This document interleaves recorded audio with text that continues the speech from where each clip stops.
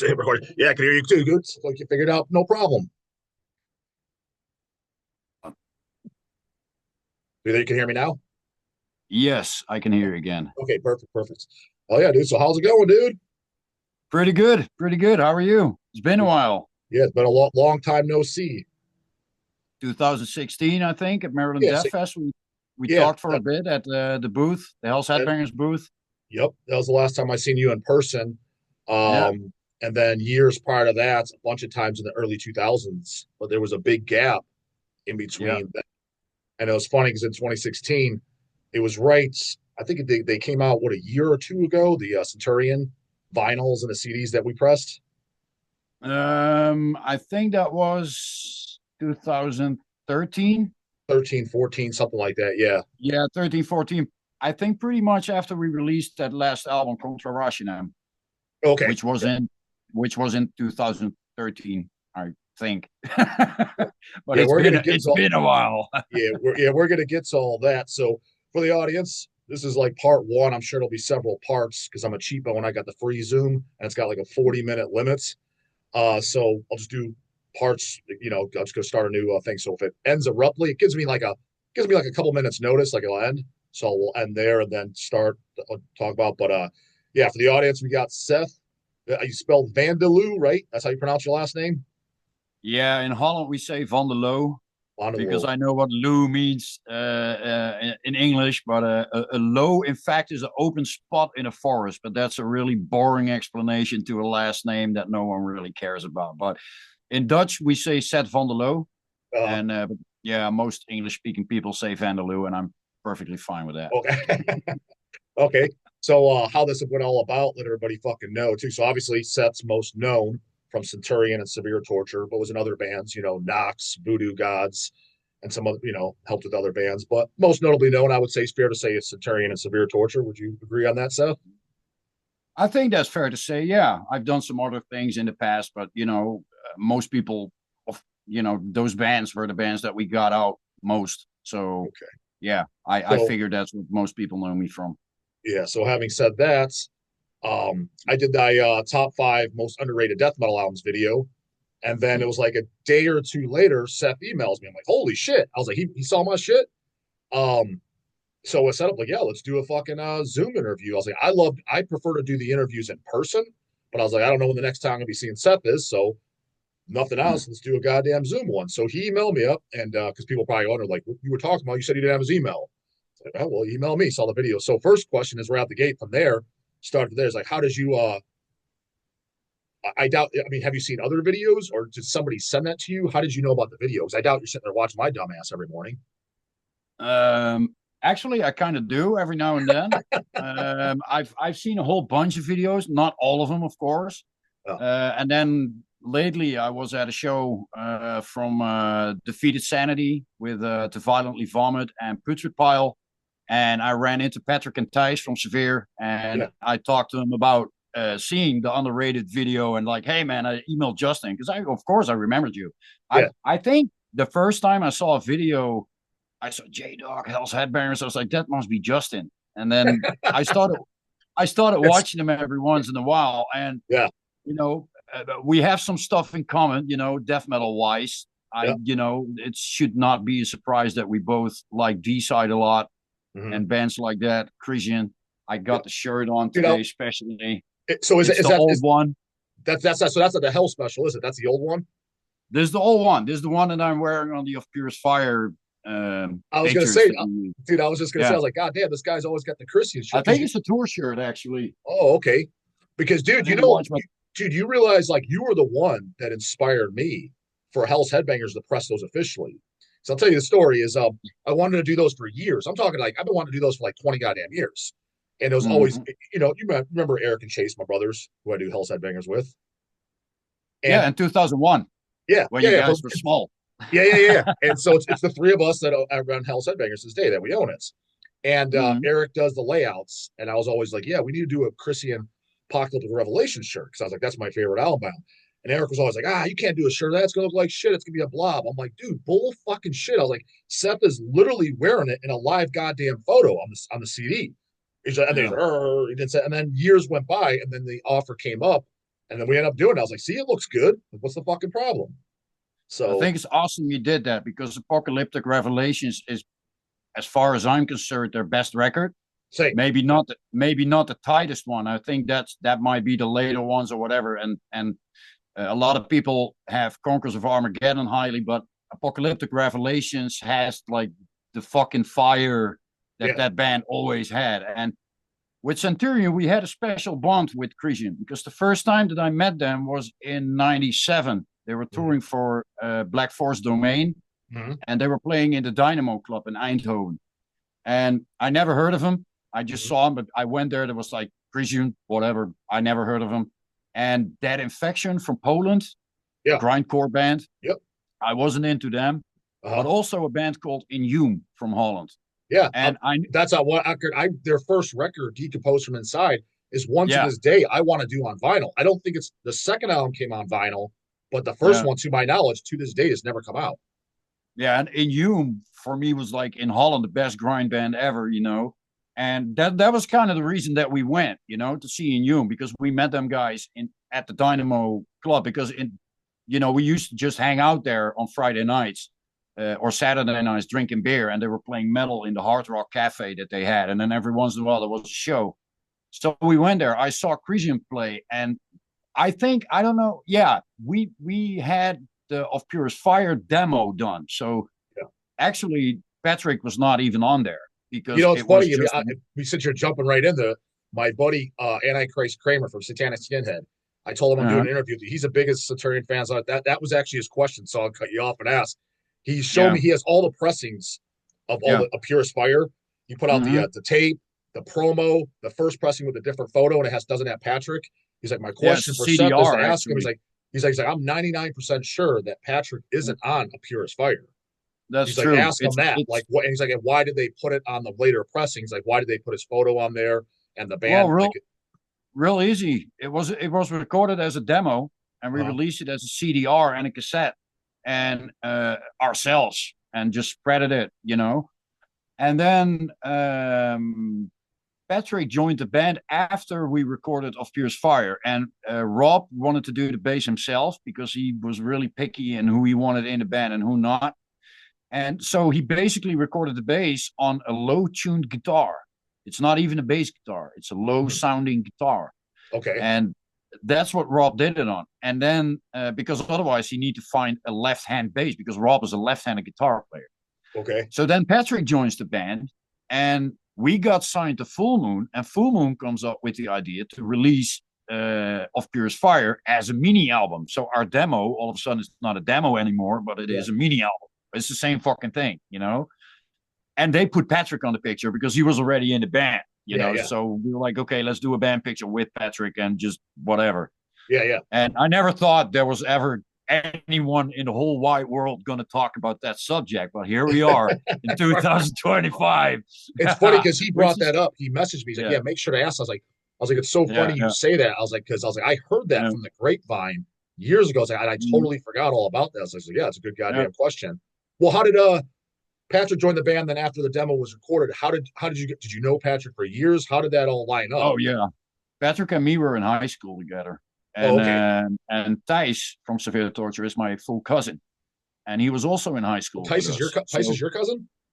Yeah. Oh, I didn't know that. TISH's father is my mom's brother. Oh, I never knew that, dude. I never knew that. Yeah. You know what's funny? Did he show you? Did you see the interview I did with Patrick and TISH in Maryland Death Fest? Did you watch that? I saw that one. He had I don't know if I think it was in the middle of the interview or afterwards. He handed a photo to me that he took of me and my brothers at one of the Ohio shows. I'm like, I don't even remember doing that. I was like, I remember taking photos. I was like, but he took a photo, just the three of us. He's like, yeah, a double cut. He's like, here you go. I was like, oh shit. I was like, I didn't realize you took one on your own camera. Because here I brought this, Seth. You remember this? This is the first time I met you. This is my photo with all you guys. Oh wow. Yeah, I might have, dude. I got so many old pictures, like all loose in a drawer here from like 30 years of drinking beer and hanging out with people, going to shows, touring, whatever. And whenever I go through these pictures, the kind of people I say, oh, that guy, you know, and I I still have tons of bands because I remember that was Ohio '01, I think. Yeah, it was. Yep, yep. Yeah. Oh, that Yeah, must. but that particular show, I'm pretty sure that was actually at the Pittsburgh show before you got to Yeah. Ohio, Pittsburgh, Pennsylvania, and that was with Burial, the Burial Uh-huh. and Light with Pain. And Pessimist. We played some shows with Yes, Pessimist yes. as well. Actually, I because think that I was in brought this Baltimore. in, it was with this band inside. I brought this in Yeah. because we actually, it just got laid out. We're repressing the CD of this and doing the vinyl for the first time of the Burial. Ah, nice. I And had see that how too. you see how it's I signed? got the first. Yeah. I had them sign this at that same show that I had you guys sign all the Centurion shit and the severe torture stuff. It was that same Nice. night. Yeah. I got that CD actually on that because we went to the States in '01. That was the first time Severe Torture went there. Yeah. And we went there just to do 3 shows. And I remember that was with Burial, and their singer was a hilarious guy, man. I remember Devin, yeah. he was funny as fuck. So what did But you think when you heard Burial? Because it's funny, I shouted out on a video. It didn't go up yet. It'll probably go up maybe before this video or right after I showed it. But it's very, you could tell it's very influenced by Cannibal Corpse, Tomb of the Mutilated, like his lyrics. His voice. But so was yeah, Severe Torture. So what did you think? You guys come to the States to Cannibal, Tomb of the Mutilated era worship bands, literally, but you didn't even hear it. It's like it's almost like whoever set it up purposely did that, or that was just coincidence, or yeah. Well, the thing is, um, I think with a lot of bands, you think what their influence is sometimes not their direct influence why do because you say that? I did notice that. 100% notice that we're talking to people. yeah, because Tomb of the Mutilated, when that came out, and when I first heard that, of course, it made an impact. I Yeah. mean, if your first song is Hammer Smashed Face, and you start the song with bam bam bam, that's you can't go wrong with that. That's catchy as fuck. It's Yeah. sick. The vocals that Chris does on Right. Tomb I are think they're the best death metal vocals the ever. best. Yeah, yeah. That's like pure death metal. Yeah, 100%. But with Severe Torture, besides the fact that we have a blonde bass player who plays with his fingers, we didn't really have a lot in common music wise. And besides the fact that we had a guttural singer, but I think the music leans much more to other influences that we had back in the day because we were all big Immolation fans. Well, dude, listen to a lot of the ending riffs of Severe Torture songs, and the Immolation is dripping off. Well, what's funny about that, dude, is there's no way you're gonna remember saying this, is you busted my balls because I didn't get the answer right. You asked me at that show, that photo I just sent you, that I just showed you, you're like, we're doing a cover song tonight. I was like, oh yeah. It's like, guess who it's gonna be like? And the funny thing is, I literally was thinking bands like Morbid Angel, Immolation, Deicide, because just from Centurion, I figured that's probably more what you like. So I think I was like, I don't know, probably like Morbid Angel. You're like, come on, bro. It's like, who do we sound like most? I was like, oh. He's like fucking Cannibal, bro. Hammer Smash Face. Yeah. I didn't expect you to say that because I was thinking, I'm not surprised that you like it, but I didn't think that you would like it. I just figured, yeah, exactly, that you like band stuff like Incantation and Immolation more. Well, the thing is that I like a lot of stuff, really a lot of stuff. And in death metal, there's different kind of brutal. It's the same as in movies. You can watch The Exorcist or the first Omen movies, or you can just watch a slasher like Friday the 13th or something completely ridiculous. And it can all be cool in a different way. And the way that I experience my music is either in a entertaining way or in a serious way. And Immolation, Morbid Angel, Deicide, Krisan, Angel Corpse, they all go in the serious category for me. Then there's the Cannibal Corpse, there's whatever, a lot of bands. And by probably. That time, and it also depends on the people who are in the band. Rob is really seriously involved with a lot of stuff like Chaos Magic and all that kind of stuff. And that way, he writes lyrics that he takes, first of all, really personal, but also really, he puts a lot of effort in it to make it all correct, and all in the concept, and also according to his personal beliefs. And you can only do that if everyone in the band stands behind that, because that's some stuff you don't mock with, in my opinion. Yeah. With Severe Torture, the people in the band were more down to earth let's say like that. Like Patrick and TISH, you met these guys. They're really Yeah. not too much into that. Yeah. So I don't know if you know, but I wrote a lot of the lyrics and for a whole certain time, a lot of the lyrics for Severe Torture. So what I did was to find a certain kind of common ground to get some of the hate in there, but to make it more like a figuratively over the top, brutal Cannibal Corpse kind of, you Yeah. know, sick, just Well, who let wrote see the how brutal who can wrote be, the did you write the lyrics to Feces for Jesus? Yeah. Did you write that? I came up with that title actually. Because Yeah. that's like I thought that was like perfect, like one of the best goddamn titles. Like it's because it's brutal but also offensive. Like it's got the mix. The funny thing is for us Dutchies, we're English is not our first language. So sometimes you hear a certain word for the first time.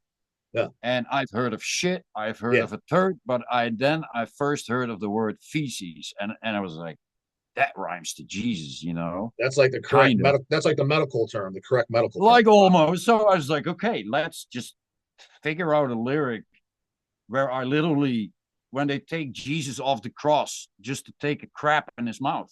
That's literally what it's about. And Yeah. like, what is the most offensive thing I could do possibly to, just to get people shocked? And by that time, that's also how we interpreted death metal, because we loved Immolation, we loved Vader, we loved Cannibal Corpse, we loved all the old school gods. But then there was Cryptopsy, there was Deeds of Flesh, and there were these bands who just took it up a notch, Yep. And that's what we did too. But with one big rule, the riff needs to be heard and needs to be catchy. And we don't want to chunk our way through it, So, oh, you guys sound sick. Yeah, because everything you tune down low sounds sick, And Patrick, when he's writing his riffs, he does it on an acoustic guitar. And he's like, if it sounds brutal and sick on an acoustic guitar, then it's going to be sick on an electric guitar. Makes sense. And it kind of makes sense to me. Yeah. It's like, trying to run away from a lion and you run away with a bag of potatoes on your back and then you drop the bag of potatoes so you can go faster. Yeah. It makes sense, but also not, Yeah. No. But anyway, but that's also to me a little bit the difference between the bands, Centurion had a different vibe, a different concept. And with Severe Torture, it was more like an oath to death metal in general, and with all the influences that we all had. And we also had that in the covers, you would see a beast with horns, but that's the only fucking resemblance you're going to have with any kind of Satanism or anti-Christian stuff, Yeah. So there's never going to be a pentagram or an upside down cross on a Severe Torture cover. We never had that. And there's a reason for it. I think you said you wrote a lot of the Severe Torture lyrics. Did Rob write all the early Centurion lyrics, or did you help write some of them? Rob writes every riff, every word. So you wrote all Centurion. But I made all the vocal patterns. Okay, yeah. And then at the latest record, when I was playing drums on Contra Rashinam, me and Rob worked out the whole album. Rob just did some basic drum patterns on a keyboard, literally with 2 fingers, a bass drum and a snare. And I made drum patterns of that. And I wrote didn't write the lyrics. Rob wrote the lyrics. And then I made the vocal patterns for Niels from Prostitute Disfigurement, who sang it. Okay, okay. Well, looking behind you too, I was just going to comment. I didn't realize you're that big of an Iron Maiden fan. I mean, granted, pretty much every metalist likes Iron Maiden, at least something by them. I like probably the last record I liked by Iron Maiden was Brave New World, which I actually like that record quite a bit. Some of the 90s albums in between, I'm like, but obviously the classic albums. But I didn't realize, I've never even heard you mention Iron Maiden. But it looks like you're like the biggest Iron Maiden super fan behind you. I got the phone is kind of pointing out the flags right now. This side of my attic has a lot of Iron Maiden flags. There's a bunch more over there you can't see, and a bunch more posters. Yeah, I dig them. I mean, they're the first metal band that I ever listened to. As far as really being aware of the fact that I was listening to metal, because when I was 8 years old, I was just jamming along with tapes that my dad gave me, and years later, I found out that there were bands like Accept, Iron Maiden, Run to the Hills, all that kind of stuff. I didn't know that. I was 8 years old. So, but that's how I learned how to play drums, just by playing along with a cassette player with headphones on. And bring I see. I didn't realize you did drums, obviously, until you did Severe Torture. What? Yeah. Why did you decide to sing for Centurion? And a double question that you mentioned your dad. First band you're singing is like Centurion. That's very very hateful. What were you brought your dad up? You could throw your mom there too. What did they think of Centurion? And what did you? And why did were you the singer, not the drummer? Uh, that was a process. Well, first of all, I was a drummer long before I started singing. Mm-hmm. So the reason I started singing is really easy. Deicide. I mean, watching Glenn live, and and I wanted to try that too. So there was like one or two project kind of bands before Centurion where I kind of helped out some kids who had a band and did like some first vocals, but it wasn't nothing serious. And then really, it was super stupid. I mean, I was. Are you familiar with Artshock magazine from Holland? It's like the biggest metal magazine from Holland The called name Artshock. sounds familiar. The name sounds familiar, Yeah, but I don't think I've ever had one or seen one. they used to work together with Metal Hammer back in the day, Okay, my and middle name. there was an ad, and the ad said really simple: Inquisitor is looking for a singer and a phone number. Yeah, Uh, with Wim, yeah. his name. I Oh, so never heard of. you didn't know Wim then? I didn't know Wim. I never heard of Inquisitor. There was no Okay, internet. I didn't know nothing. And for some reason, I saw the number and I saw it was on the other side of Holland. And I was, I still don't have a driver's license. So no. the most stupid thing I could do was call up, like, I want to join your band. I mean, how? Travel for 2 hours there, 2 hours back by train. And Yeah, yeah, that's actually what I did because I called him up. And yeah. I got Wim from Centurion on the phone. And he's like, yeah, well, my old band is called Inquisitor. I'm playing with a new guitar player now. His name is Rob.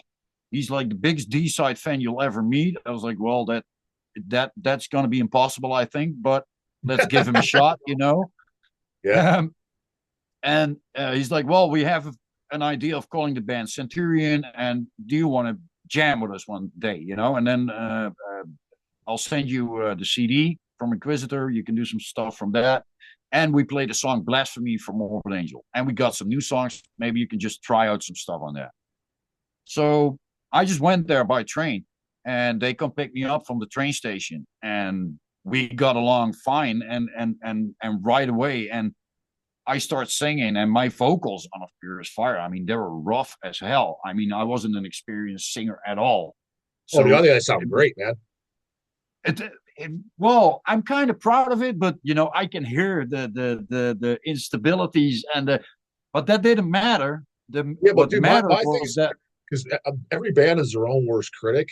When bands say that, the thing is like, so you listen to Pure as Fire, and yeah, you can tell that you don't have your you don't have your rhythm yet. But what gives it is like a lot of demos and bands' first albums. It gives it character because some Yeah, guys it gets so precise. I'm like, yeah, but you washed out all the charisma. that's the thing. Like now, years later, I wouldn't have done it any way else. This is exactly how I want it done because, like you say, it has character. And I think of Pure as Fire, the demo, it sounds pissed off. It sounds angry, and that was the 100% goal. does. It needs Yeah, it needs dude, that to was sound my angry. biggest. I mean, That's where, for example, when later on, which we'll get into that later, it'll probably be the next part or so. Probably won't have time, but just briefly mentioning it, when Knox came out after Centurion, when Centurion was basically disbanded and is back. I like it, and I own the Knox album, but I didn't think it was as good. It was brutal and it was fast, but it didn't have the standout songs and the hatred feel. It just felt like holy shit, it's like over the top blasts and like an extreme, yeah, but yeah. it didn't have the emotion to it for me. Well, Bob is a different kind of drummer, and Bob actually comes from the black metal scene, so it's really long. How do you call that? Like long blasts that go on and on and on and on, Yeah, like Panzer Division Martyr kind of stuff, yeah, And Rob liked the fact that Bob had a lot of speed in his play, so he could do stuff with riffs and his wicked fucking shit that he couldn't do in Centurion back in the day. Also, Rob was kind of done with Centurion and didn't really want to be reminded of it. So he wanted to make a new start, of a new, fresh band with new songs and forget about the past. Well, Because when can you elaborate? Could like because I never met Rob, and I would love to meet Rob and Wim because those are the only two I haven't met from the band from the original lineup. Why did he? He's basically almost like, hey, I don't want anything to do with it. Almost like he's ashamed of it. Why did he want to like nothing to do with Centurion? Well, that was then. I mean, because when me and Patrick left, but then I'm going back again after Cornerstone and Chaos Gods came out. We had some opportunities with Centurion. Some of the opportunities were good. Some of the opportunities weren't, but we weren't all in the same phase of our lives. I mean, Patrick and me, we were like, tour, let's go. Wim, however, he had his own house. He had his own, he had his bills to pay. So he had other stuff to worry about. So he has kids, doesn't he, Wim? I think, does he have a wife and kid? He didn't have kids then. But he was planning on having them maybe. Okay. Then, yeah, I think it was around that era because his kids are pretty big. My daughters are young. I mean, they're 12 and 10. Oh, I didn't know you had any kids. I knew Wim did because I used to talk to him in email. I used to talk to Wim in email before I even met you because he, from what I remember, is he was managing the Centurion website, the merchandise. If I remember, at least that's who sent my package. I bought some shirts. Probably. And I thought I remember him saying he was married and have kids, but I didn't think I never knew you had any kids. No, I'm married. I got 2 daughters, and but Wim's kids are a lot older. Okay. But anyways, when Coronsonic came out, we did some shows here and there, but it didn't really take off the way we wanted it to take off. So there was no tour, nothing long. A year after Coronsonic Chaos Gods came out, Feasting on Blood came out. And we got an offer to do a tour here. We got an offer to do a tour with Macabre in 2001. And that kind of hit off. And me and Patrick noticed that, especially Wim, wasn't really happy about that, because he was thinking like, hey, the stuff is going to go in the way. So we had a conversation about it. And then me and Patrick decided to concentrate on Severe Torture because we were already in Severe Torture. We had Severe Torture way before we were in Centurion. Oh, I didn't know that. Severe Torture started in 97, but that's under the name Severe Torture. Me, Patrick, and TISH were playing together since we were 15. Oh, okay. And, so that's a long time. I didn't know that at all. And that went from a high school band playing Metallica covers. It went to covers from Gorefest, Hypocrisy, Grave, Morbid Angel, Deicide, and then, hey, let's try to make our own shit. And then let's call it Severe Torture, Yeah. And it was always Patrick, TISH, and me. So, and then we got... who was doing vocals? You didn't mention Dennis. At that time, who was doing vocals? When we started, it was Eric De Wind. And he was the vocalist on Sinister's Aggressive Measures. Oh, no shit. Dude, it's funny as fuck. That's I'll give you 1999 was the first time I'd seen Sinister. It was on the Aggressive Measures tour, and he was the singer, and I met him once. And that's the last Sinister album I really like. I really like that record a lot. His vocals were badass in that. Yeah, they are. But some people only like Up to Hate. I'm like, dude, Aggressive Measures is fucking great. Yeah, and then I like the first one with Rachel, Creative Killings. I do like that record, but the second one with her, I was like, it's kind of boring. That was my take on it. To me personally, after Aggressive Measures, the Rachel, I like Rachel a lot. I mean, I know Rachel for a long time, and she's a real nice person. So no bad word. But I like her vocals more in Occult. Oh, yeah, the band prior to Legion of the Damned. What did you think of her? You gotta admit, though, if you didn't like it on the Sinister, her vocals are pretty brutal. I mean, I remember I was hanging out with John McEntee of Incantation right around that record came out, and we were talking about it. He's like, yeah, bro, she's more brutal than half the dudes. Yeah, she had a sick voice, but I got to be totally honest with you. I've heard a few females nowadays who go like not slow. Oh yeah, nowadays. Oh, but this what we're talking back in 2001. Yeah. No, but now still, yeah. It to me it was more like a gimmick for bands to say like, oh, we have a female vocalist. It shouldn't be a gimmick. It should be who it is, And in Occult, in Occult it was who she was, and it was no one cared about the fact that she was a woman. She had that position for some reason. And then afterwards, there were a lot of bands coming up with like female vocalists, but just, Yep. you know, putting it out as a gimmick. And then I'm done. You know, you got Dude, to be it's so like Joe funny. Bench. Yeah, you got to be like Joe Bench and Bowl Thrower, one of the dudes. you Dude, know? it's so funny you say that because, like you said, you don't see all my episodes, but you've seen some of my videos. I've on at least one episode I went in depth, but I brought up a couple times. The first time I seen the band Arch Enemy was in '99 when the original singer was like what Johan or whatever his name was, and Yeah. that's when both the Mott brothers were on guitar. Mike and was his brother Chris Mott maybe. But Mm-hmm. we saw the Flying Machine. That was where the Ohio Death Fest was. Remember when Severe Yeah. Torture played? It was at Yeah. Yeah. that club, 1999. Dude, I'm not even joking. There was like 30 people there, right? Yeah. Fast forward to I think 2001, 2002, the Wages of Sin album came out, and it had the chick singer. And dude, it was at the Agora, which is a much bigger club. There had to been at least 300 people there, full to the brim. Nothing changed Yeah. other than they got a female. I'm just like, dude, this is gay as fuck. Like, how many 40-year-old virgins are in this goddamn scene that are just excited about seeing some tits on stage? I'm like, this is stupid. I don't want to know, man. It's look at this fucking Facebook thing. A Oh, chick posts a picture with her boobies half hanging out. She get 400 likes, and you oh, post a song of your new band that you worked on for like 4 fucking years, and you nobody cares. 45 likes, you know? Right. Yeah. And it's all good, man. I like titties too.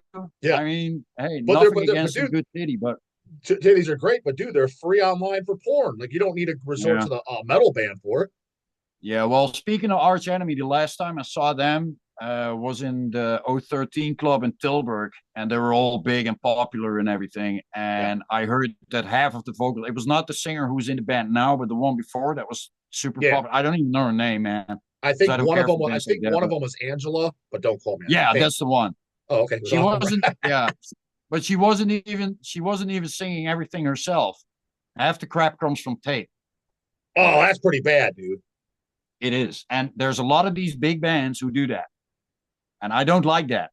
I've heard some names, and some that I'm a big fan of, and I'm not going to say. Kramer Antichrist told me of one. He's like, I heard on this tour, and it's a legendary band. I'm not going to say it just because he's like, I'm like a super fan of them. Like, I think everybody is. If you're in the metal, you like this. So I'm not going to say it. Older guy. He's like, I heard, dude, that he's singing along to a tape. I'm like, I don't know. He's like that's, I don't remember what he said, but he's like, that's bad. Yeah. I was like, yeah. I mean, I'll tell you maybe off camera before we're recording, but I'm not going to say it on here. Yeah. Just in case it's not true. And not to mention, I don't want to fuck up any future plans for myself.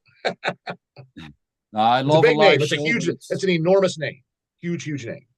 Yeah. I like live shows, but it's got to be real, you know? Yeah. And then actually last Friday, I went to a band you probably won't like, Leprous.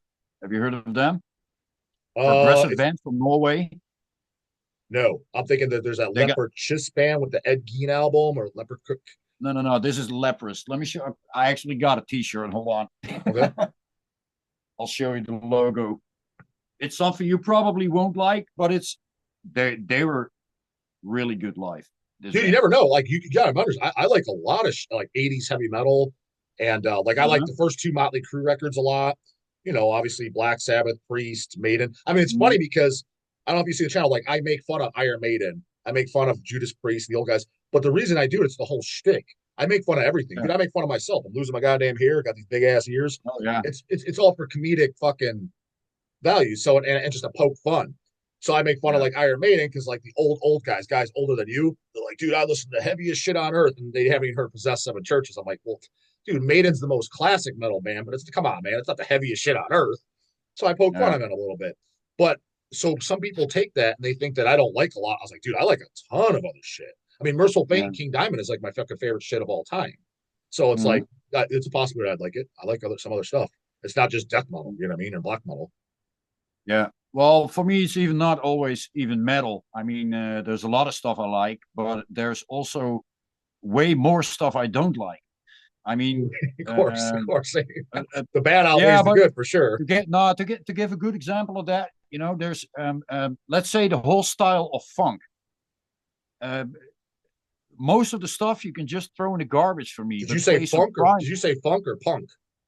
Funk with an F. Yeah. Yeah. Like fuck with Yeah. an N. But Right. But if you would play Primus, I fucking love that band, But Hmm. I play that a lot. But Okay. bands sounding like them or whatever, I just need one of those bands. No, I And the get. same I know exactly what you mean. I know exactly what and you the mean. same goes for a lot of this shit. Like I love Pink Floyd, but a lot of the stuff that's like Pink Floyd, I don't really care about. I love Iron Maiden, but all the rest of those spandex, high singing bands, I don't really care for them. To me, it was Iron Maiden, Metallica, and then I went straight into death metal. I'll give a shout out And because especially my give a shout out for a band you might like. It's a newer band. Well, newer to me and you. Kids are like, the band's been around 15 years. Female fronted band. It's got strong Iron Maiden influence, but it's got other influences. Our buddies over at Shadow Kingdom Records released some, and it's a heavy metal band of the last 15 years. I like a lot. It's called Savage Master. I highly recommend them. And it's a okay, female. They got a really cool image, cool lyrics, and I like them a lot. They have like three or four albums. Check them out. It's a newer heavy metal band that I definitely approve of. I'm like, this is really, really good. yeah, yeah, yeah. And there's really a lot of stuff that I just went passed by and not even looked at. Like the whole Creator, Sodom, Testament, all these trash bands that everyone always talks about. If I heard maybe 10 songs of all those bands together in my whole life, it's a lot. Oh, so I you don't don't even even like so you like for example, Creator Pleasure to Kill. You don't like know that album? that's an album I have. That's the only one of all these bands that I Oh, that's mentioned. the best one by far. That's the Yeah, best one. it's Yeah, I mean Pleasure for to me, Kill, Creator. Flag of Hate. What's that? Yeah. A It Flag of has Hate. the Flag of Hate Yeah, Flag of on it Hate. as That well. is the best shit. Like, because Creator for me Yeah. is the first album, Endless Pain. It's good, but I get kind of bored. Pleasure to Kill, I think, is one of the greatest thrash records ever. Mm. After that, Terrible Certainty. It's good, but it's a downgrade. Then after that, I just didn't care. Sodom. I mean, I love the In the Sign of Evil EP. Obsessed by Cruelty, their first record. I'm like, it's unmemorable as shit. Yeah. Then Persecution Mania. It's Yeah. really good. And then they got a couple other records that I like, Tapping the Vein and Yeah. Agent Orange, and that's about it. Most of the catalog, I'm like, it's fine. It's something I Yeah. care about though. To me, back in the day, and that's, of course, it's always a problem when you don't grow up with certain stuff, but you jump in a certain year, which Yeah. for me, I didn't grow up with Possessed Seven Churches. I didn't see that come out, Oh, same, the same. first time I listened to a Venom record, I already heard the black metal cover from Hypocrisy on Oh yeah, Osculum Obscene. yeah. And then I heard the original and I was like, you guys think this is fucking satanic? Get Dude, the you want fuck out of here, dude, man. dude, that's Put hilarious. some, yeah, That's put that's Legion on, man. dude. Put a real, I have a very similar story. The first yeah, time I heard Sodomy and Lust, Sodom's cover, Sodom song, the first version I heard was Exhumed cover. yeah, It's the last track on Gore Metal. And then when uh-huh, I heard the original, I'm like, this original is boring as shit. And yeah. I told it to Matt Harvey when I met him. I'm like, dude, the cover song is way better than the original. I was like, thanks, but dude, you're out of your mind. I'm like, oh, dude, it's way better. I think I knew that Circle of the Tyrants was actually a Celtic Frost song like 2 years after the album came out. Yeah. Well, hey Seth, we I got didn't one know, minute. man. We got 1 minute left, so I'm going to sign off here, and I'll send you another link, and we'll pick up from here. Oh, we're already through the first 40 minutes? Yeah. It says 1 minute No, left. Yeah. So we're going to do a bunch I'll, then. I'll email you another link. Okay. Yeah, that's good, man. All right. So that's the end of Awesome. part. That's the end of part one. God damn it! Keep your eyes peeled for part two. Later. God damn it. Little devils. Or whatever.